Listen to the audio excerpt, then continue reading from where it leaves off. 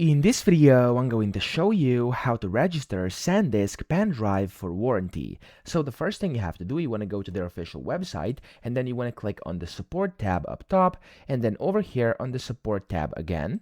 And whenever you do this, it's going to give you a bunch of different topics, and one of them is this one, which is called the product registration. Click on it over here, and it's going to take you to another page here, which is basically the support page where you can register your product. So it's going to say brand here, and you want to do SanDisk, and then you want to type in your serial number. If you don't know it, click on the help button over here, and it's basically going to show you where they are located depending on, of course, which specific product you have. So over here, as you can see, it's now just like showing where these numbers are. So just go ahead, find it, type it in here, and then here you want to, of course, select the product as well. So if you want to, you can just type in your product name, and then you can type in the first name, last name, your email, country or region, purchase date, and then the proof of purchase. And if you don't have the receipt, as you can see here, it says you have to photograph your product front and back and upload photographs. Then you can check this box to actually acknowledge their privacy statement. And when you do that, click on submit, and you've successfully done it, and you've registered your drive for warranty. So